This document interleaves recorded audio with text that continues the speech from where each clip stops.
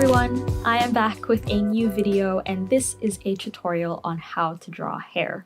This video is also sponsored by Skillshare, an online learning community for creative people who are always looking to learn something, whether that's a new skill or to brush up on a skill you already have. I feel like this is a really great platform for that. They have so many online classes ranging from so many different topics, and just some of my favorites include illustration, graphic design, and something that I'm currently into, animation. I am so excited to share with you some classes that I recently watched and loved, which I will talk about at the end of the video.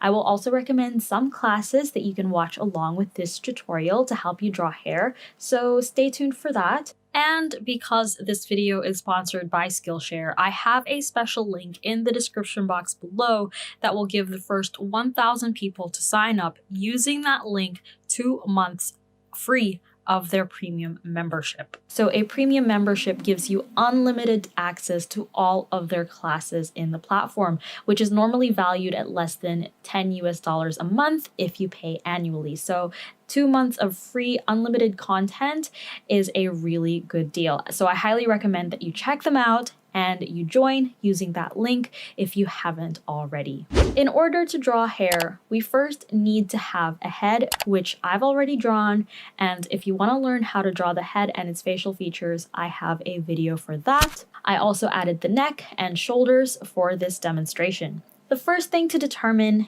is the hairline, which is located on the forehead, and it indicates the roots of the hair closest to the face. If you draw 7 lines equally spaced down the head, the second line on top is our guideline for the hairline. There are many different lines you can draw for the hairline depending on the face shape, and you can see them all on screen. But for the demonstration, let's keep it simple with an oval face shape, therefore an arched hairline.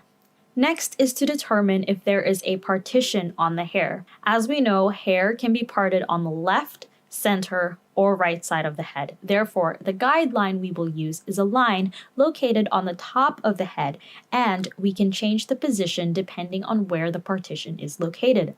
The partition line that we draw also indicates the roots of the hair, and we can also change the length of this guideline to show different types of partitions. For the demonstration, we will have a center part on the hair, therefore the guideline is located on the center of the top of the head. And if you decide that a hairstyle doesn't have a partition, you don't have to draw this guideline. Next is to determine if there is a hair accessory or anything that's gathering or pulling hair strands together. For example, if hair is tied in a ponytail, this means that hair strands gather to a point where the hair tie is located. So we add a guideline, which I will call the gather point. This is located anywhere where there is hair, and we can change the position and length of this guideline depending on the hair accessory. For the demonstration, I'm going to tuck some hair behind her ear, which isn't a hair accessory, but it acts like one as it gathers hair to that one spot. And because of this, the guideline I used is not a point, but instead a line that follows the top of the ear. And once again, if you decide that a hairstyle doesn't have any hair accessories, you don't have to draw this guideline. Now that we have the guidelines in place, let's draw the strands of the hair. And there are 2 curves that I like to use. The first one is the S curve, which I use to draw long hair strands. So that's what I'm predominantly using for the demonstration. Keeping in mind that hair grows from the hairline and the partition line, this is where we start to draw our S curves. It follows the shape of the top of the head and it falls down to the shoulders. And depending on the type of hair, we can change the degree of the S curve, and you can also make it irregular. So a subtle S can be used for a natural straight hair, and a strong S can be used for wavy hair. You can also repeat the number of S curves in that strand to create curly hair or kinky hair. So if you draw these curves repeatedly side by side, you get something that vaguely resembles hair. That's pretty much the idea of hair strands. However, I personally don't like to draw every single strand of hair. Rather, I like to think of hair in bunches or in bulk. In order to draw that, let's take our single strand of hair and draw a similar looking strand next to it, but draw it on an angle. This way, the lines meet at one point and we get a pointed end.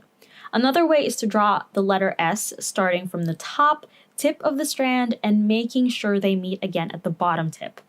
Now, let's draw a letter S again, starting from the top tip, but this time it doesn't meet at the bottom tip. And if we draw a horizontal line at the bottom, we get a flat end.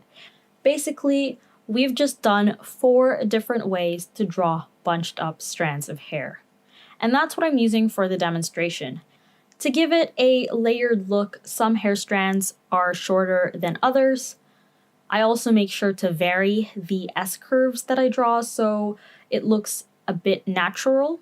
And sometimes I change the direction of the hair to create some flyaways, and it just adds movement to the hair. I also like to vary the line thickness, where a thicker line is used to indicate a bulk of hair and thinner lines are used for detail. This is where the second curve comes in handy.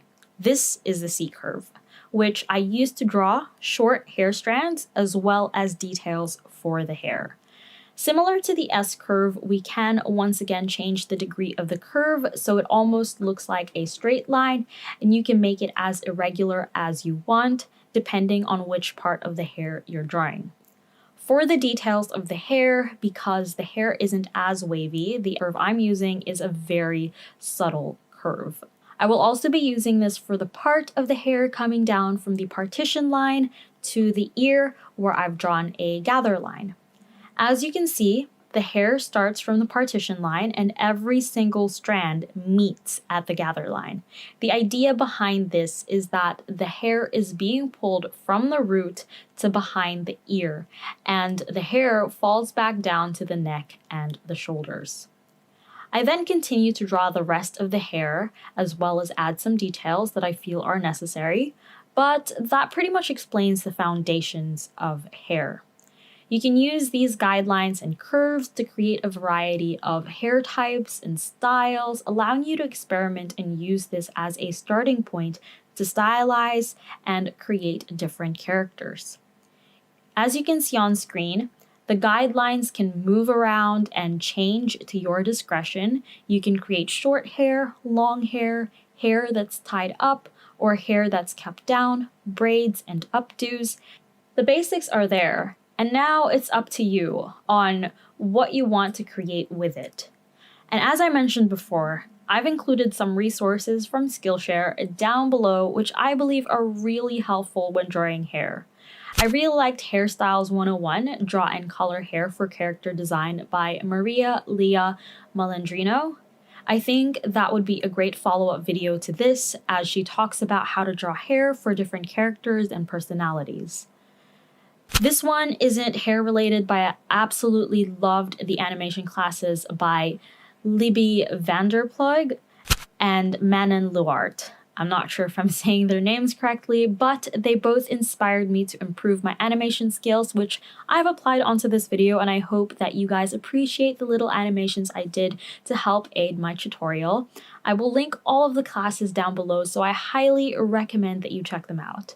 A few final tips are to, of course, practice and don't be afraid to use reference photos. I think it'll be very helpful to see a reference image and identify where the hairline is, the partition line is, and if there are any gather points or gather lines on the hairstyle. I think this will help a great deal when it comes to tackling hair, which can be as simple or as complicated as you want it to be. And that is it for this video. I hope that you found it helpful. If you did, please give it a thumbs up, share, and let me know your thoughts on this tutorial. I would greatly appreciate your feedback and take it on board for my future tutorials. If you follow this tutorial, tag me on social media as well. I would love to see it. And don't forget to subscribe for more videos and push that notification button to know when I upload. Thank you so much for watching, and I hope to see you in my next one.